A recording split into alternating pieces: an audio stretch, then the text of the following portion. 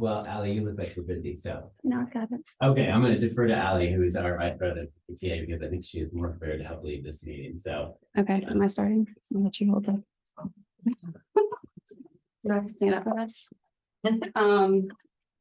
The meeting minutes were sent, somebody approved.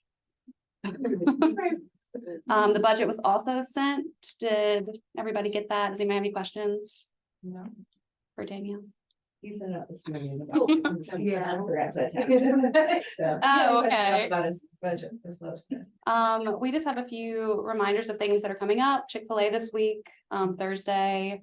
Next week, Spirit Night is on Tuesday from 3 to close at 8:10, billiards and bowling.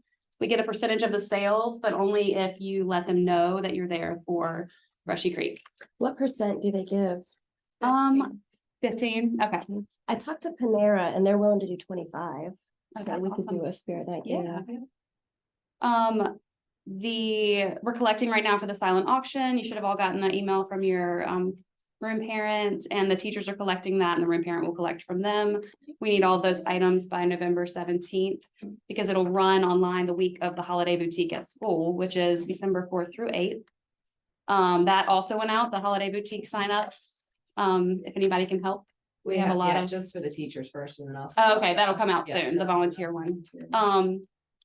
The teacher lunch break is coming up on December 1st, so we'll be sending something out about that soon. And other than that, the next meeting will be along with the holiday chorus at 6 p.m. on December 11th. Anything else? Did I miss anything? I just want to say a huge thank you to everybody who helped with our fall fundraiser. It was a tremendous success.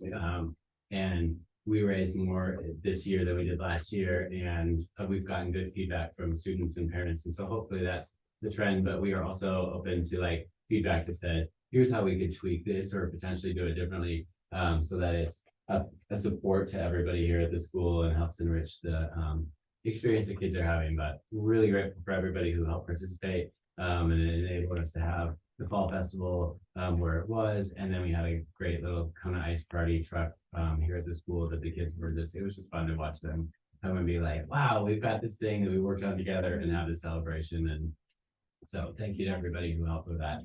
It was a big effort and you did a great job. And all the administration and staff and teachers that help with the prizes. And I feel like the kids really enjoyed all of that a lot more than the little things that they get sent home that the parents throw away as soon as they can.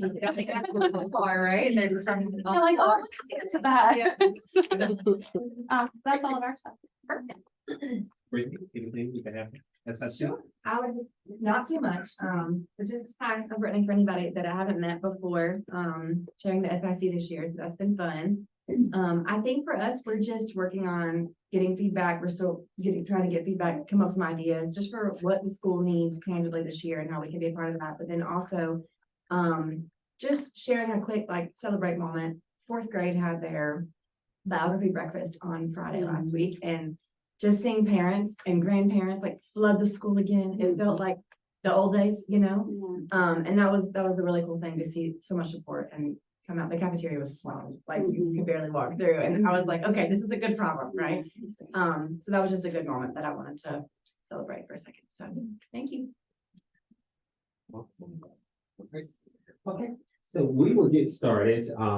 We always enjoy sharing the state of Brushy Creek Elementary School. It's an opportunity for us to reflect on where we are as a school as it relates to our student achievement goals for Greenville County schools. And it's also a really good opportunity to talk about where we want to go in regards to our student achievement. We believe that you'll be very pleased with the progress that our students, our school, our teachers continue to make as it relates to our state standards and how our students score on our state assessment. So the purpose of our time together today is to reflect, is to celebrate, and to cast vision for where we want our school to go as we continue to make good progress as it relates to student achievement. So I, as well as members of our instructional leadership team, Dr. Campbell, Mrs. McCarley, and Ms. Mosley, will help me to facilitate the conversation. I hope that you will certainly ask questions, and we want to make sure that at the end of our time together today, that you walk away with a good idea of where we are as a school. And so there are targets that we're going to talk about as it relates to the state of Brushy Creek Elementary School. When we begin to look at our targets for this morning, we're going to give some consideration to walking you through the current demographics of Brushy Creek Elementary School. I think that will really give you a good context of our community and the populations and the students that we serve. And so you'll get a really good idea of the demographics that make up our school population. And we'll look at those demographics over a 5-year trend. Also, we will give some consideration to Brushy Creek's students' performance trends and South Carolina Ready, which is our state assessment. And we'll look at that over a 5-year period as well. And then we'll talk a little bit about what are our student achievement goals and strategies that we will use this year to continue to move our school forward. And then lastly, we'll give some consideration to walking you through the process of how do we, as a staff, plan to continue to grow professionally. We cannot make the gains in student achievement if we, as a staff, do not commit every year to working on the areas that are opportunities for growth for our school. And so we'll get started and we'll talk a little bit about what are the current demographics that make up our school population. Dr. Campbell will help to facilitate this conversation, and Dr. Campbell is coming at this time. Yes, thank you. One thing that's very unique about Brushy Creek is that we're very diverse and one of the most diverse schools in our district. And looking at our trend, you can see we have an increase of enrollment. And in green, besides the ethnicity, we also have programs that we've also had an increase in. So looking at our African American, our Hispanic, our Asian, you can see that we've been on the rise and we continue to rise within our ethnic groups. And then our challenge program, we had an increase, as well as our resource students. These are the ones with IEPs, as well as our pupils in poverty index has also increased. So we've been on a continuous rise. And this just shows the demographics within the percentiles of the numbers that were there before. The difference down here is that we do look at our comparison of how many boys and girls that we have in our school. And just to see how, we teach differently to different children. And we just have a slight increase of boys this year as compared to girls, as you can see the previous years. Is that saying that half of the students here are living in poverty? 51% of our students? Yes. No. No, not this one right here. And I'll clarify that. So it certainly will, when we look at our poverty index ratings, there are many factors that consider that. And so the answer to your question is not saying that we have over 51% of our students that are living in poverty, but what it's saying is based on the index that we evaluate students who are considered as, when we look at our poverty index score, we look at free lunch, reduced lunch, we look at Medicaid. So there are so many factors, but keep in mind that this year, our school district, we did qualify, or the district applied for a grant where all students can get the free lunch. And so that percentage is not necessarily a true reflection, but this was based on the last data point that we have as a school. So I don't want us to look at it as 51% of our students live in poverty, but this is just a representation that based on all of the data points, this is the percentage that we have as it relates to students and families who qualify for support, not necessarily that these are 51% of our communities are in poverty. Okay. We have 51+% of our students who qualify for support programs that are available from a federal, state level. So I believe that we have to shift a little bit as it relates to when we see that PIP score. Thank you, Mr. Davis. And when we look at our students and our educational status, you can see our regular students, we have 85% in our regular ed, With our special ed, we have 13%, and 504s, we have 2% of our students in those programs. And under our students that we're servicing our academic programs, you see, we've had an increase here for our RTI and our MLs, but we have speech with 5%, multi-cat is 3%, our resource 5%, challenge 14%, 504s, we have 2%. And then our RTI is 10% with our MLs, which is an increase is 18%. And that actually matches the district's MLs throughout the whole district. And the MLS is multiple languages, yeah. Yes, multilingual learners. So that was just a quick opportunity to see the demographics that we serve. So that even as a SIC committee and even as a PTA board, you have a good perspective of our community.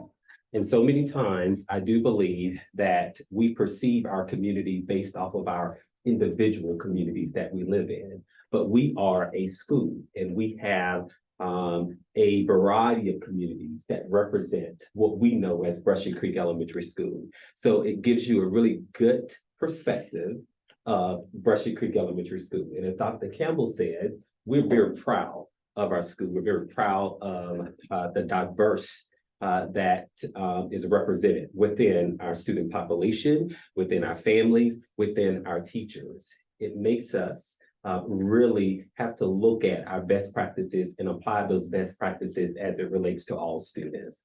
So I think that is certainly very valuable information for you as a committee as you are continuing to support Brushy Creek Elementary School.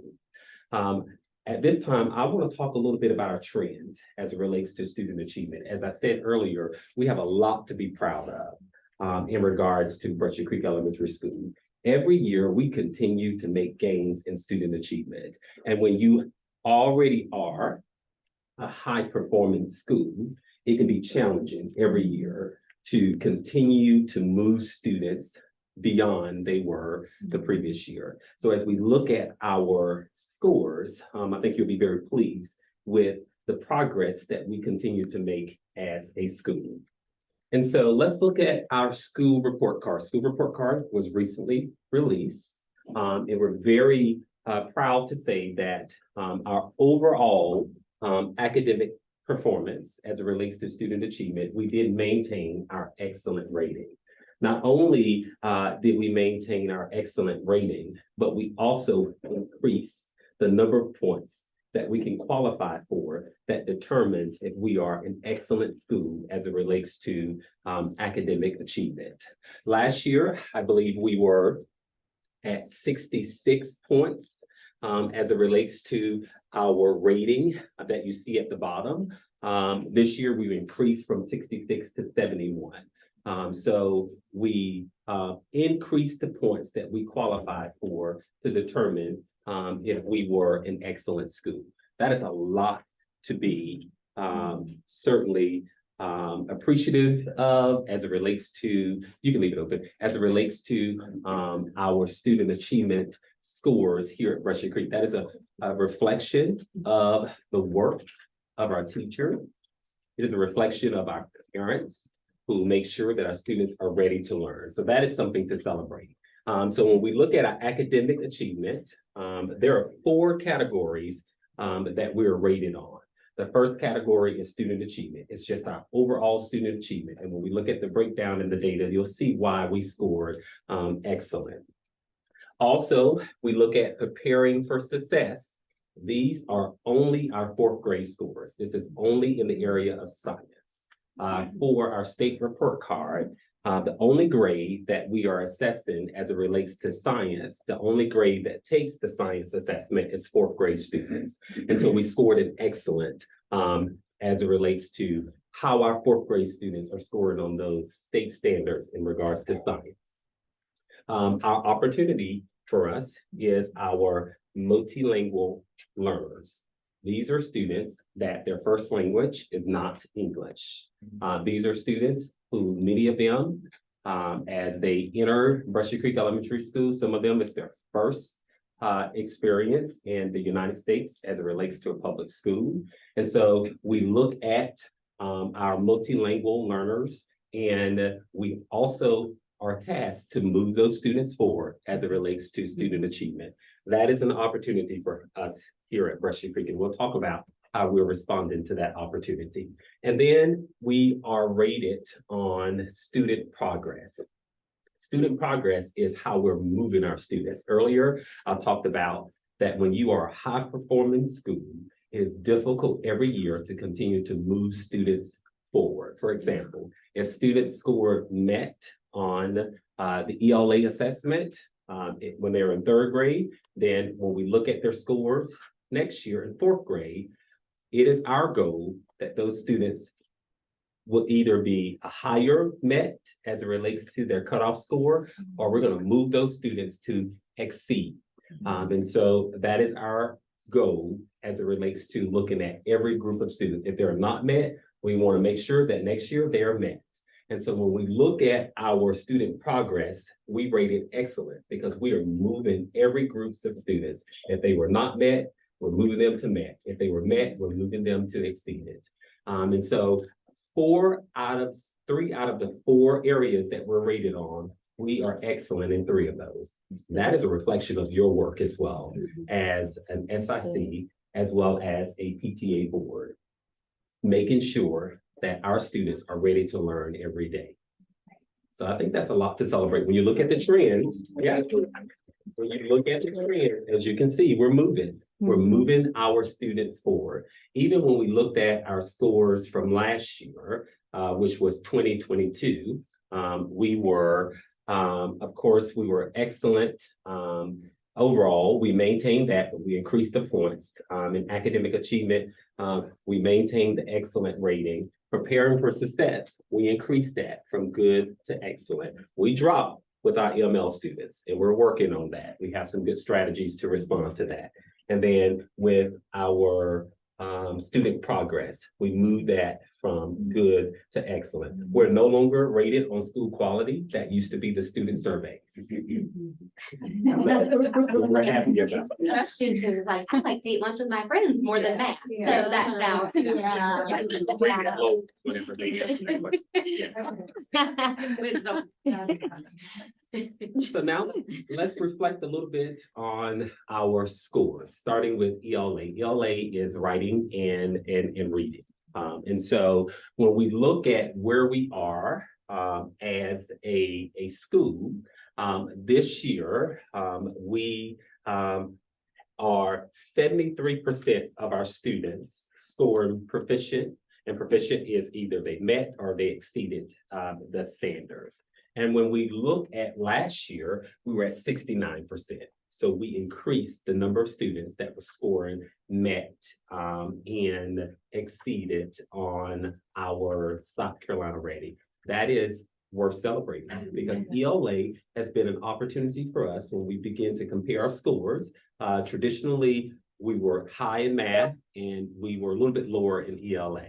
And ELA, because the standards are so complex and broad, it can be difficult to move students. But our teachers embraced the opportunity, and we certainly made some increase in the area of ELA. And when you look at our trends, we are headed back to prior to COVID. And so we're moving our students back where we were prior to the pandemic. And that is worth celebrating. Okay. So Charles, we were actually Yep. 69, 2022. 2023, they were 73%. Here we go. Yeah, Yeah. 73. And That's 20, here we go. Here we Yeah, go. it's funny because you Okay. read it. Yes, Yeah. sorry. No. It was higher. So here it is, Yeah. 68, yeah. And extra 69. shout out, I was just looking at the 4th grade column. Yeah, Mhm. they It's like crushed it. 61 to 74. That is correct. 4th grade really. Holy cow. History. Oh Yeah. my God. Yes. So a lot to celebrate. Another thing to note is that we exceeded the district averages as well as our state averages when we begin to look at how we compare to other schools. Again, our historic trends in the area of ELA have been in the mid-60s. However, we're now in the 70s and hope to maintain or continue to increase the percentage of students scoring met or exceeded in ELA.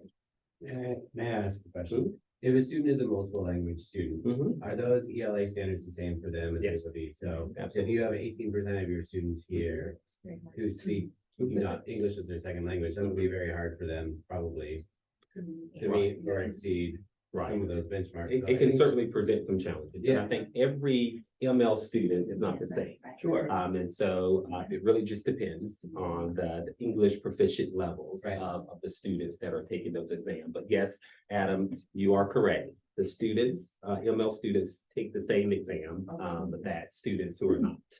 So, but I mean, that's tremendous work too, then, Absolutely. because you're at almost 80% on a lot of those numbers. Mhm. And so Absolutely. that's fantastic. Yeah. So let's look at math. When we look at math in 2022, we were at 67% of our students scored met or exceeded. This year we increased from 67 to 71. And so again, we're moving students. And when we look at our historical trends in the area of math, we have traditionally been in the mid to the high 70s prior to COVID. When we look at it over 5 years, you see the data. However, in 2021, we dropped to the high 60s. We're now back in the 70s, and we hope to maintain or continue to increase the percentage of students scoring met or exceeded. That is a lot to celebrate as well. Again, that is a reflection of the dedication of our teachers, the commitment of our students, and you as our community, as our parents, making sure that our students are ready to learn. Let's look at science. We really rocked it in science. Last year, in science, we were at 62% of our students score met or exceeding the state averages. We presented that data to our fourth grade teachers and we said, this is an opportunity, let's work on it. We came alongside them and helped them to look at practices that we believe that will lend themselves to increasing student achievement. And this year we increased it from 62% to 70%. That is good work from our fourth grade teachers who were committed to responding to the data, looking at their teaching and learning practices and making the necessary adjustments. When we look at where we compare as it relates to historical trends and even the district trends, our historical trends in the area of science have gone back and forth. Standards have changed, they're changing again. We have new standards that are all of our standards in the area of science have changed. And Molly will talk a little bit about that when she shares her part of the presentation. In 2022, again, we were in the low 60s. However, this year we're back in the 70s. And our goal is to maintain that and or increase. So a lot to celebrate as it relates to our overall scores for South Carolina Ready, which consists of our ELA scores, our math scores, and our science scores. Mr. Davis, can I say one thing? I was just thinking, I think it would be productive to even go back and mark the years that standards did change. So like the year that these standards are new, to see if there's a dip, because even in teaching, you gotta get used to it and dig deep. And once you give it a play 1 year, it's always better the next year. Absolutely. So that could even Absolutely. be a cool. Yeah. When we look at the trends, when the state standards have changed, traditionally, you're right, Brittany, there's always been a decrease. And then once our teachers and students get used to the new standards, and adjust our teaching and learning practices, we see the scores begin to increase. The district has submitted a waiver to the state for us not to test science this year because of the new standards. We're still waiting on the response, but we're preparing our students for those new science standards regardless. And I think 2018 is a little bit misleading because that was the year that it was still randomized where some students took social studies and some students took science. And it was just like a random pocket of students. It wasn't 50% took science, 50% took social studies. So that piece of the data is a little bit misleading. Yeah. Yes. Good question. Then we begin to unpack our scores as grade levels. We begin to dig a little deeper and look at the strengths that exist within our grade levels so that we can come alongside those teachers, as well as identify the opportunity that exists as it relates to our state standards, even with our students. It is a collective process as it relates to responding to the data. Our teachers respond, we as administrators respond, and our students respond. And so when we begin to look at our trends, our historical trends, as it relates to third grade in ELA and math, the historical trends in ELA and math, we're seeing an increase in the percentage of students meeting or exceeding. And we're seeing a decrease in the percentage of students scoring not met. When we talk about that student progress, when we look at our overall rating, that's how we make the gains. That's how we get that excellent rating in student progress, because it starts with our third grade students. And so for the next year, we're looking at how these third grade students are continuing to move through the standards. That's a pretty big number of the district average, the 19.9% of that. Not met. And that's like a percentage, I'm assuming. Mhm. So a lot of schools are a lot more than that. Absolutely. That seems crazy. Yes. And you look at where we are, 8.5% in the area of ELA. And then you look at the 10.1% in the area of math. Okay. All right. So fourth grade, what's that mean your thing? Here we go. Okay, all right. So fourth grade, when we look at our historical trends in the fourth grade, we're seeing that in the areas of ELA, math, and science, we're seeing an increase in the percentage of students meeting or exceeding. And we're seeing a decrease in the percentage of students not met. Again, that's how we lose students. We look at each category. We're looking at the percentage of students scoring not met. For example, in ELA with fourth grade, you see in 2022, we had 22.9%. We decreased that. This year, we have 12.4%. As you can see in 22 for math, we had 20.6% scoring not met. This year, we decreased that to 12.4%. Same thing in the area of science. We had where are we here? We had 20.6%. As you can see, huge drop. We dropped that to 11%. So we're not surprised that our student progress was excellent, because we see that we're moving our students. We're even moving them from not met to met, from met to exceeded. I have a quick question about retention. Mhm. So with your student, obviously moving out, moving in, do you see the trends more moving in than out? And so you're holding on to the same students, so you're seeing the third grade, the fourth grade progress, is that correct? Yes. Okay. What we see is when our students are with us from K-5 to fifth grade, we continue to see progress with our students. So when they are with us, because our instructional program, we're all about consistency, we're all about rigor, starting at K-5 and ending at fifth grade. So when we see that our students start with us and they end with us, we see that the progress is certainly representative of the instructional program and the consistency that we see from grade level to grade level. Good question. And then fifth grade. When we look at our trends in fifth grade, the historical trends in the area of ELA and math, we're seeing an increase in the percentage of students exceeding. And we're also seeing an increase in the percentage of students approaching. Approaching is those bubble students. They almost met. They almost met. They almost met, or even they almost scored exceeded.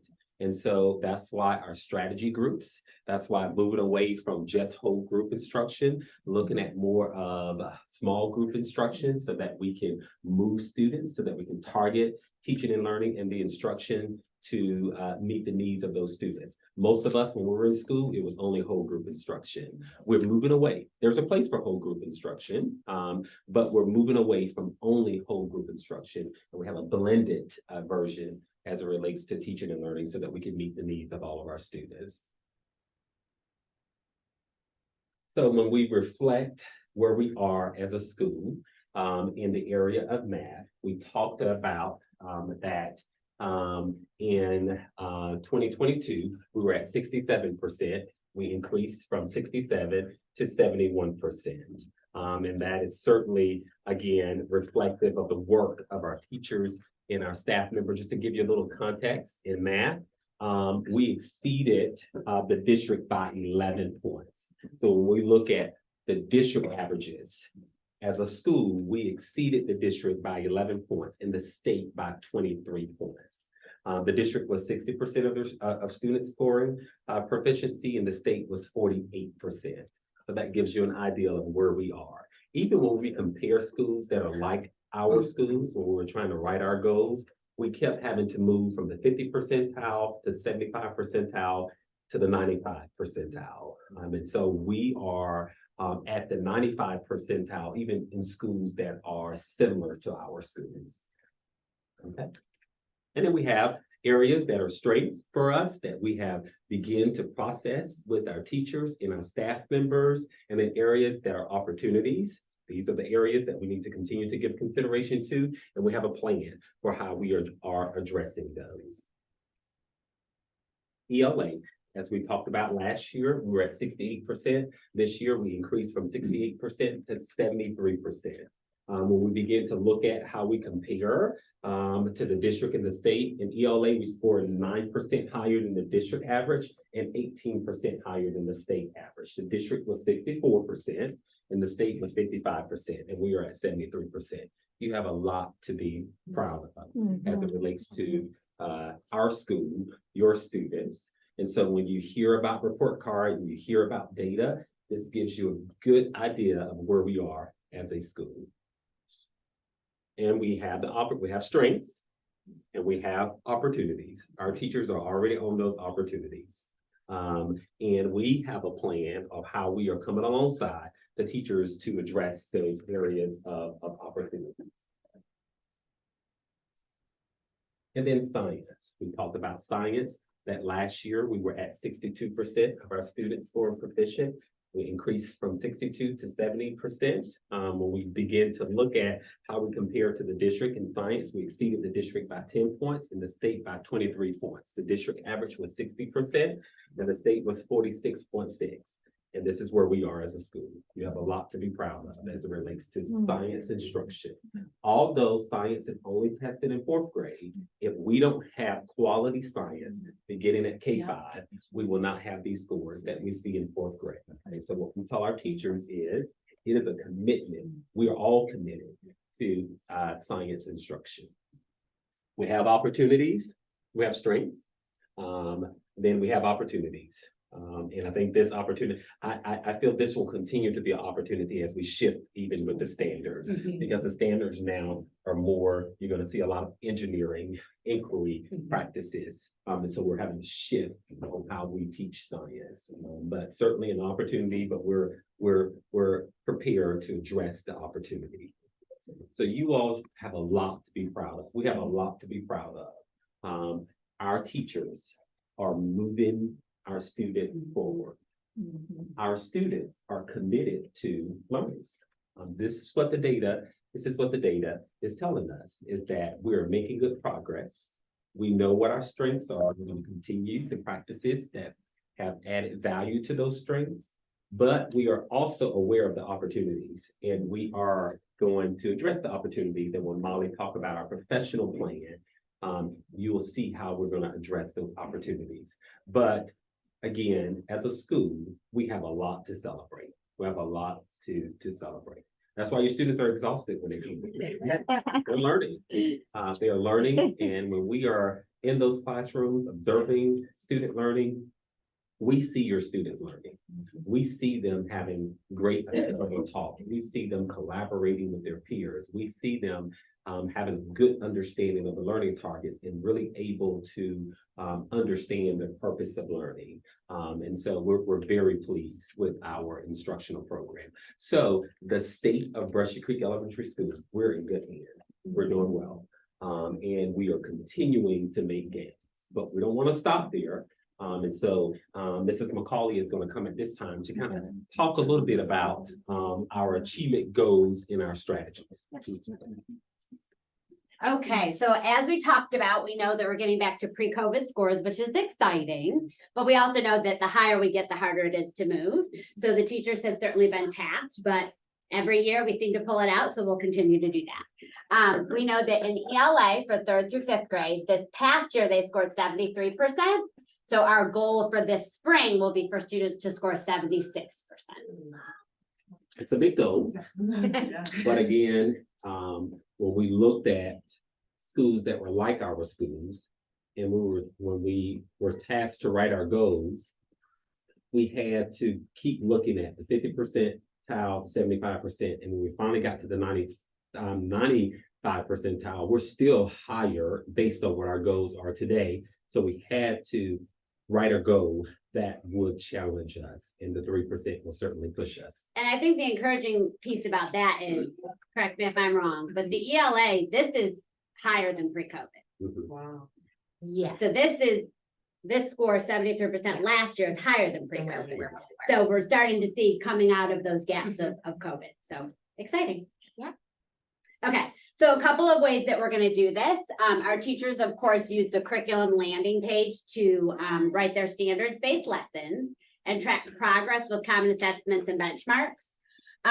So we talk about with our teachers, 85% of students will demonstrate mastery of 70% or higher. Now we're really looking towards the, not just 70%, but the higher part of 70% so that we can reach that 76% in the spring on grade level common assessments. And the teachers do that ongoing. They give 4 common assessments some months, 2 some months, depending on the way breaks and things fall, but they give a math and a reading alternated.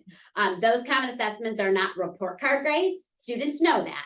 Those are more formative assessments that we give along the way so that we can stop what we're doing, monitor instruction, and teach so that before they get to the grade that's going to go on the report card, we can adjust instruction. Mhm. So students probably are 50-50 on how they feel about common assessments, but they take them. And that is kindergarten through 5th grade. They take common assessments. Yeah.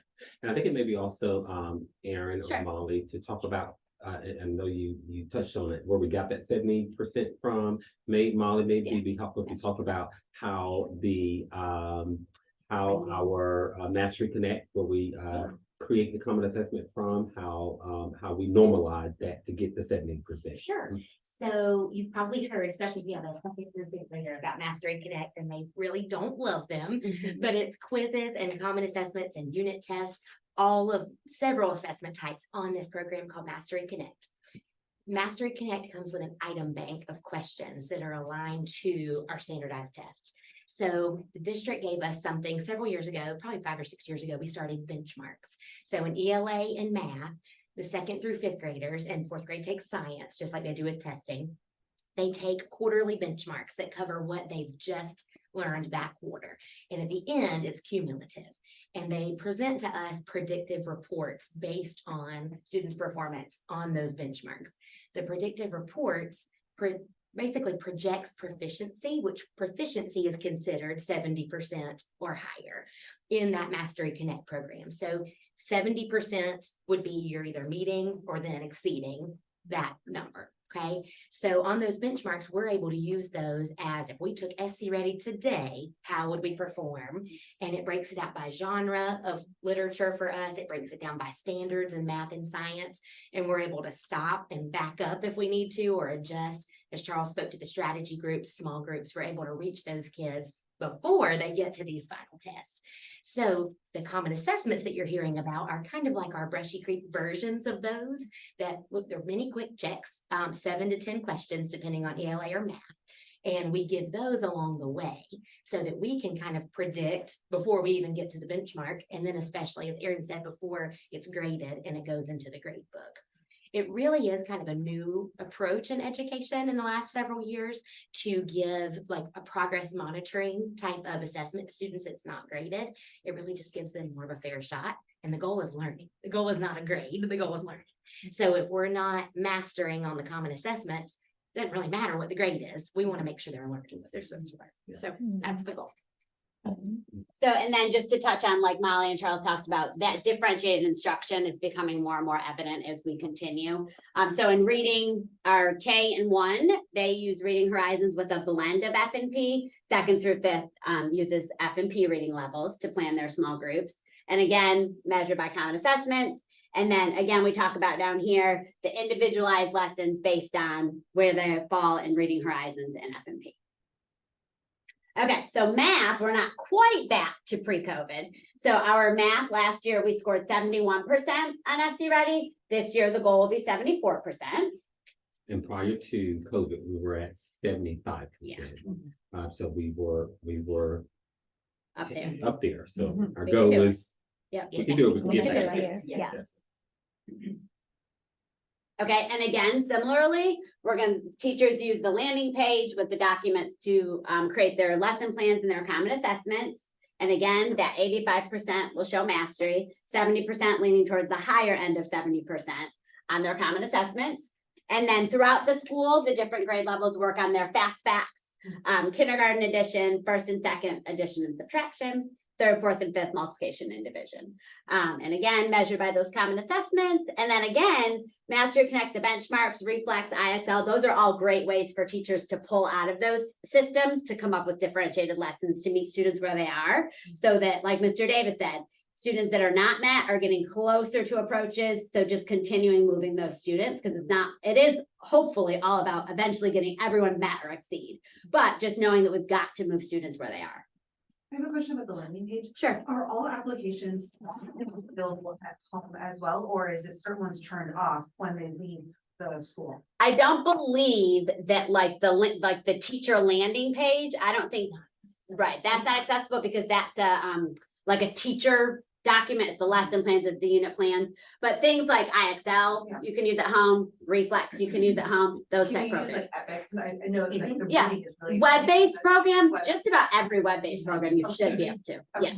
yes, even GimKit maybe, I'm not sure. Yeah. I know, GimKit. You do duty on that first grade hallway, and GimKit is, yeah, so, yeah, but it's helpful, I mean, it makes them excited about learning and it's showing student achievement. And encourage your students, especially with the IXL and the Reflex, To use it. because we pay out of our local Right. funds for those programs. And those are our commitment as it relates to the allocations of dollars. So students know that when we're walking Yes. around the hallway, we're looking, especially morning time, to see if they're utilizing those programs, because those are thousands of dollars Yes. that we have agreed to allocate so that students can have opportunities to work on those programs. I do have a question about the laptops. How much time does each grade spend on a laptop? Like, is kindergarten, just learning it? Is first grade starting to use it? Like what's the? I would say depending on the unit, I think it fluctuates. I don't think there's ever a guarantee of like 30% of the day we do this, 70% of the day we do that. I will say that in kindergarten, there's probably less Chromebook time than anywhere else in the building, of course, because developmentally. But I think there's probably a good balance of, there's still, of course, a place for paper and pencil. There just is, particularly in those primary grades, because they need to learn how to write, right? Things like that. They need to understand math and how to do things like that. But I think that there's a good balance. And I think that our teachers have a great perspective on the balance of still using paper pencil versus only Chromebook, with the understanding that the reality is every assessment we give, with the exception of very few students, is on the computer. So they've got to have that background. Yeah. Question. Okay, that's great. So now Molly is gonna, the last part, Molly is gonna walk us through, we know where we are. We know what the data is telling us. We know what our strengths are. We know what our opportunities are.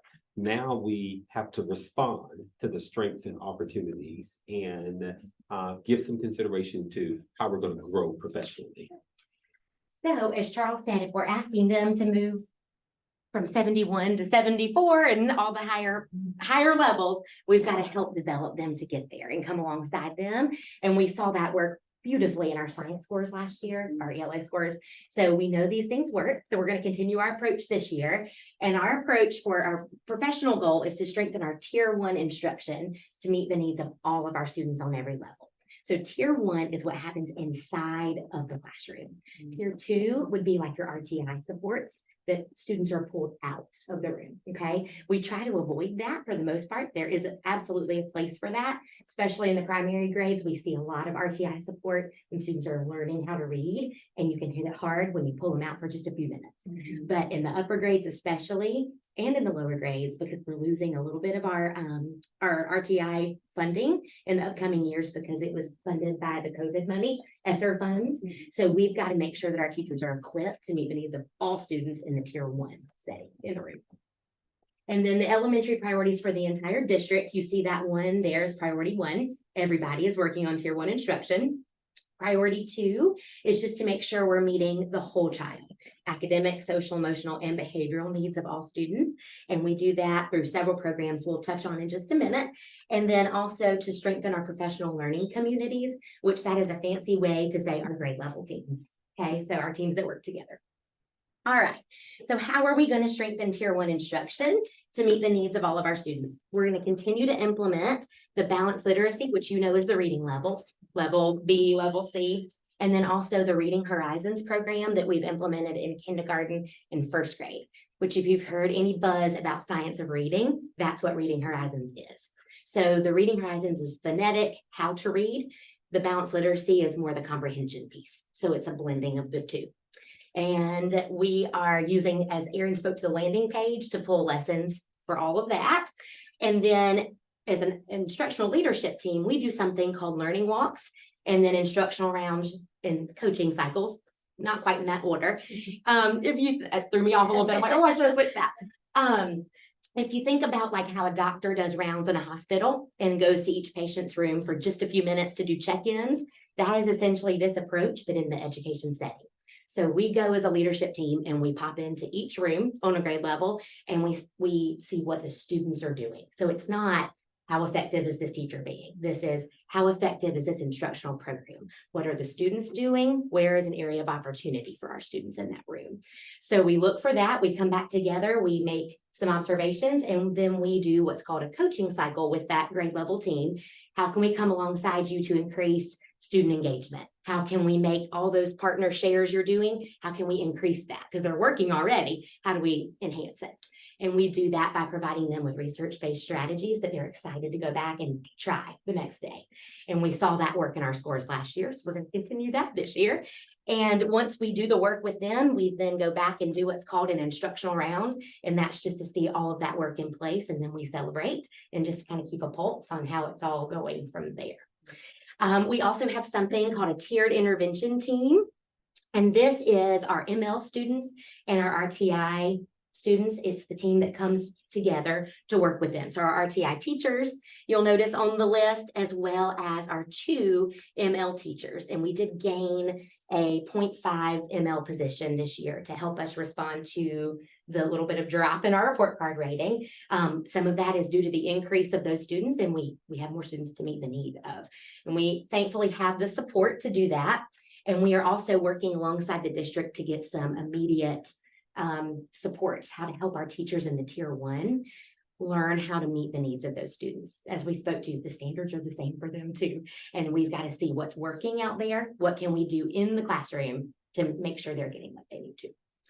The elementary academic overlays, the district gives us kind of an outline of what a classroom should look like in each subject. So we work through these with our students or with our teachers, just to help them know what excellence looks like and maybe even some things they haven't thought about and some tweaks they could make. There's an example of an overlay. And our teachers kind of look at everything in the classroom. It's actually over here for you in 4 ways. The environment, the knowledge base, what are they supposed to know? How are we going to assess and give the students feedback? And then what is my teaching going to look like? So those overlays show teachers in each subject what those things should be. So we work with them with those. And then we're very excited about Hattie's 250 plus influences on student achievement. That would be fun for you to Google when you're waiting in Carline or something one day. It actually is really cool. So, and Charles, if you want to click, I think it might go to them.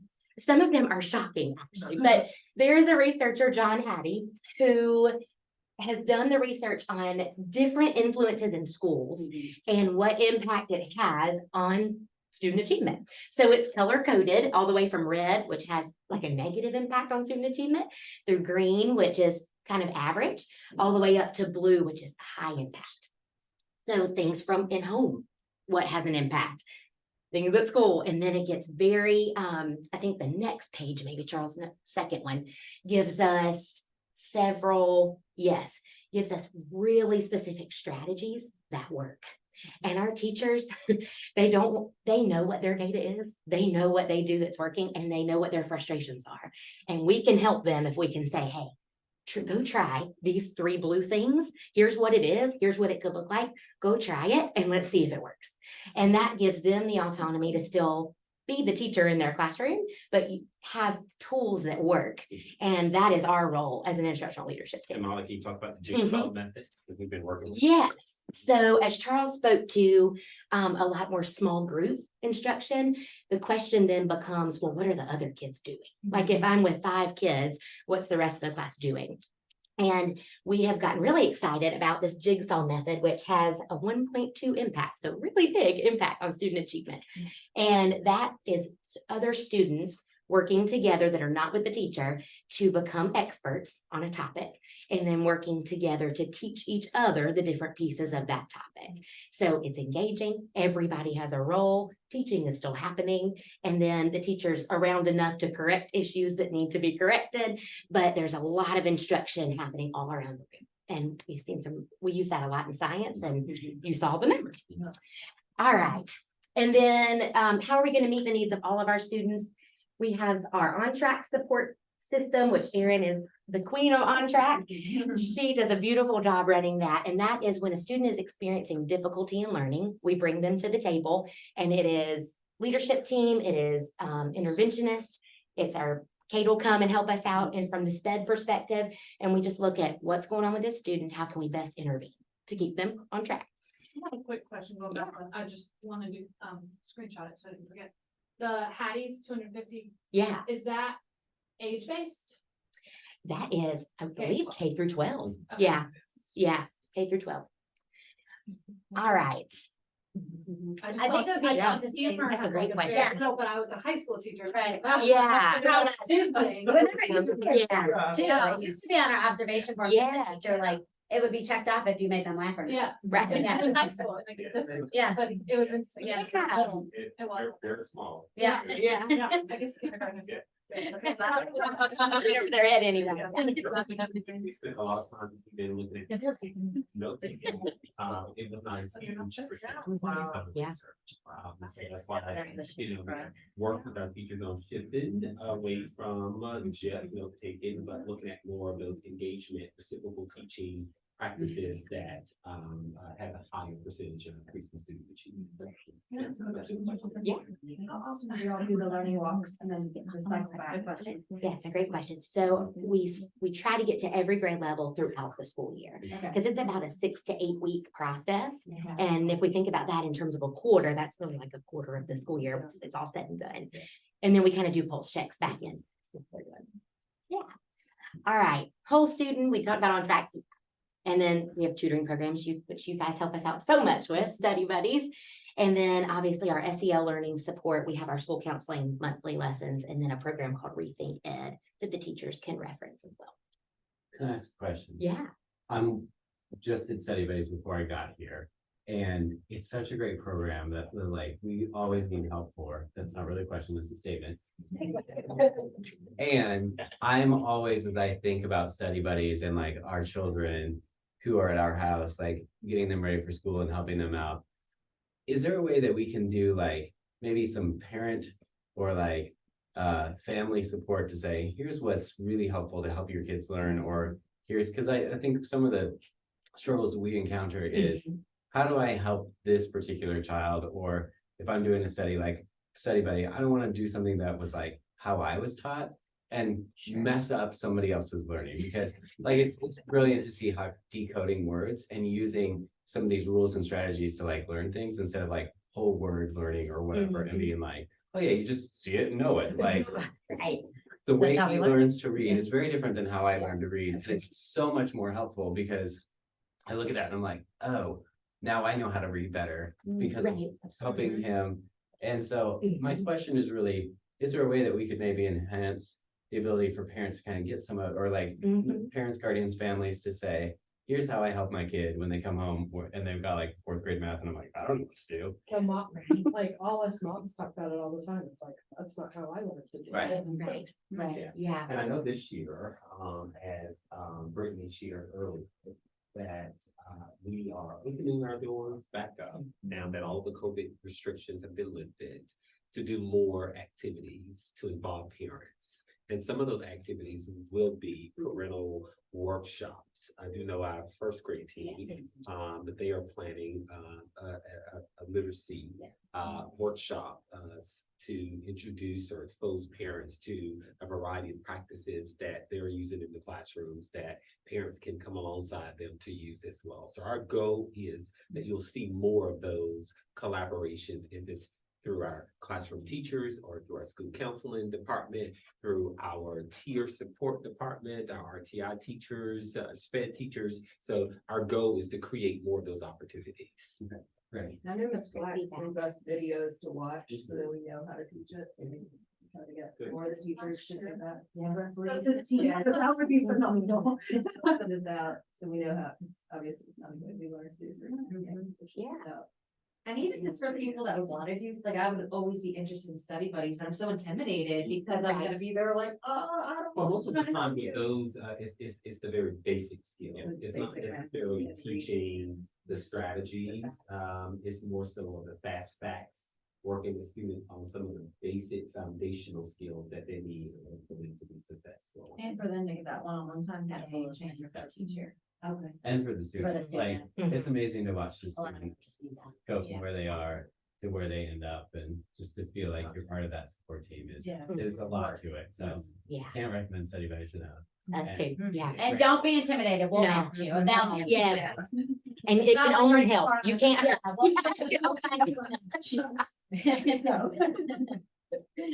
That's great feedback though. Thank you. Because that kind of helps us to know how to, because our teachers, they want to support you guys as well. So that's great feedback. Yeah. All right. And then how do we strengthen our teachers in their grade levels as a professional learning community? We do this beautifully here at Brushy Creek. Our teachers work as teams. If you start a lesson in one second grade room and then go to each room in the next few minutes, you're going to watch that whole lesson all the way through. Obviously, teachers have different styles, but the excellence is the same in every room. So we try to strengthen that from this end as well. And we do that by our Coaches Corner times, where they come together and we support. They come just as their team, and we're able to target support something to help them. Data teams, where we come and look at that common assessment data and benchmark data so we can come alongside. And then obviously when we do our whole faculty Wednesday professional developments, and then that learning walk process as well. And then grade level minutes, our teachers do meet every Monday afternoon. You'll see a lot of cars in the parking lot late. They meet to go through all plans together, all assessments together, build those things as a unit. I will say, as a mom of twins who are separated for the first time this year, Yes. I've really appreciated the The cohesive, yes, yeah. because I was a cohesive little approach. nervous about that aspect of it, of them Right. coming home with different homework or different, but it's, they come home with the same homework and Right. they've done the same lessons that day. And it's Yeah. really nice. Yeah, and that's intentional. Yeah. Just for twins. We call it more identical twins, so I totally get that. But it's moving away from that lottery approach, where it really just depends on the child's teacher that determines the quality of education. That narrative is a narrative that we don't want here for sure. That's why we're really big on high functioning professional learning communities, teachers working together as a team, and what one student is getting in one classroom, all students are getting. And that's our goal as an instructional leadership. And then Erin spoke to a little bit of this and how we're going to meet those goals of 3% in ELA and math. But we're going to continue to come alongside our teachers by providing them trainings for the best tier 1 practices, looking a lot at the Hattie's 250 plus influences on student achievement. And then as a leadership team, we're going to continue to go to the district provided development for us so that we can have great things to bring back. And then also continuing to grow in the area of literacy. The Reading Horizons is new for all of us, and we are strengthening our knowledge in that area as well as coming alongside our teachers. They love it, it's effective, and we're really jumping on that train this year too. All right. I know that was a lot to process, but it's certainly very valuable information for our SIC committee as well as for our PTA board. It equips you with the information, and so that you can be advocates of talking with the community about the progress that our school is continuing to make, even when parents may have concerns about teaching and learning or best practices. It gives you a point of reference to really be able to speak to the work that we are doing here at Brushy Creek. Again, the state of our school, we are in great hands and we have a lot to be proud of. And so I hope this information certainly painted that picture for you. I want to open it up for questions now. Any questions as it relates to the information that we've shared? Any questions? So we went to a school prior in a different state, Yeah. and the teacher would send out links to things that they did in the classroom, so we could rewatch them at home as a family and talk about them. And I felt that that was extremely beneficial, and I've seen it as my student is growing. I would love to see something along those lines so I can implement that even more. And then also when we're, doing study buddies and what, it gives us another tool. Absolutely. So that was just an area that I saw before that worked well. Yeah. That I would love to see again. Yeah, but we'll certainly give that some consideration. One of the things I always tell parents is that we want to make sure that we have a balanced student. What we hear from our community a lot, so much that our district implemented a homework policy to ensure that students are not spending large volumes of time outside of the school working on skills, practice and skills, because we want them to be excited about school. We want them to reinforce the practices that we've taught here at school, but from a socially emotional perspective, we want children to be able to go home and play as well. And so we want to have a really good balance. And so what we task our teachers to do is think about those activities or some of the links that you referenced that will be beneficial from a reinforcing practicing perspective, and share that information with parents, not to share it with them for parents to go and reteach, but as an opportunity to reinforce. But that's something that we will certainly give consideration to and look at even from our homework practices. What are some opportunities that will engage parents more in that process? But just be cautious about. I totally agree. Okay, all right, yes, yes, because we want them when they come to school, we want them to be ready to learn, excited, and go home, reinforce it, but want to make sure that the ultimate goal is for them not to repeat school when they go home, but just to practice. But certainly hear your thoughts, and we'll give that some consideration. I was gonna add on that a little bit of, which this may already exist and I might just not know how to find it. But one thing I know I struggle with my child is like, they do their homework, we turn it in, they take a test, we get the grade, but we never actually get that homework back or get that test back. Where we might find my kid got a 50 on their test. Yes. I don't know where they're going wrong, where I can then reinforce at home Understood. to help them. Is there something like that where we can get access to those? Cause I know a lot of it's on the computer. It's not their Change this year for us. What was that? The computer Yeah, test, 'cause we don't see like. We don't see what they're getting right and what they're getting wrong, so it's like, I would love to go over the test, and be like, okay, we need to work on this, we need to work Absolutely. on that. Yeah. So I don't know if there's a way to access that kind of stuff at home for Yeah. us parents to reinforce a little. Yeah, Molly, you want to speak to Sure. that? Yes. So Mastery Connect it just generates the score and doesn't generate like an incorrect paper Right. for each student. But it is something that you can contact the teacher and say, hey, can you provide me with a copy of this assessment so I can see? Okay, The great. only exception to that are district created unit assessments. So from that landing page that Erin spoke to, they ask us to please use the same math test in second grade for unit 3 that the whole district is using. And when we do that, we're not able to provide a copy of that test to the community simply because it's going to be the test we use a lot for unit 3 in second grade. So if your fourth grader took it in second grade, we don't want parents to have copies of those things. So some of it we can show, some of it we can't, but that's a question the teacher can always answer for you. I feel like for us, it's more of those like individual tests versus like the district Right, absolutely. testing, because a lot of times they test, they'll have 4 like regular tests or quizzes, and then they have a unit test. Absolutely. And if we don't know what they missed Yeah. on the 4 tests Exactly. before, Yeah, that's exactly we right. can't. You should be able to look back at the classroom. Oh, can you? Test, yeah. So whenever, if you just go to the kids Google Classroom and you click online, say it was a science test or whatever, you can click view score, and when you scroll down from that, it should have all the questions if they're right or wrong. Awesome. If you can't view it, sometimes it depends on how the teacher set the test up. You can't view it, they can always go back and print it.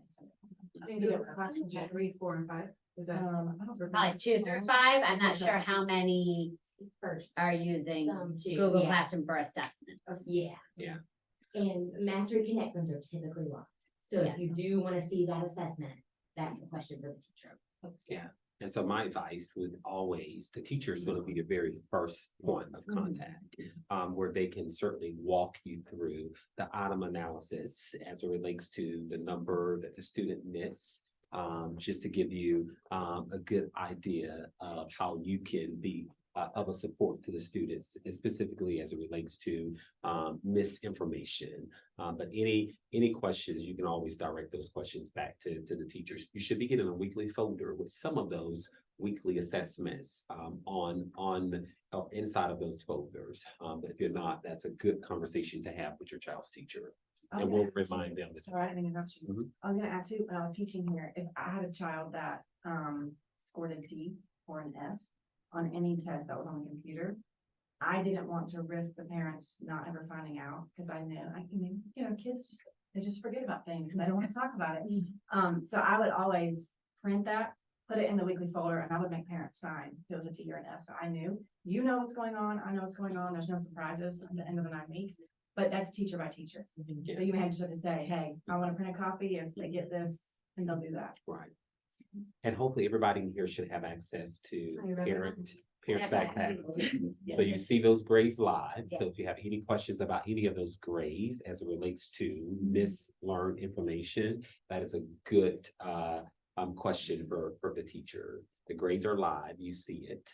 But again, more importantly, focusing on mastery is our goal.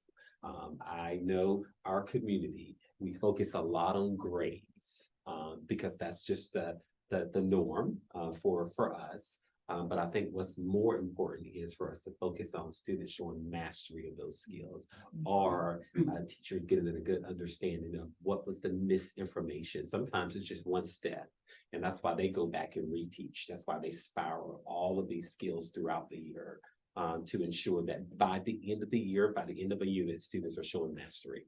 A follow-up on that, just, this is my first job in kindergarten. and, you know, Okay. parent doesn't- Yeah.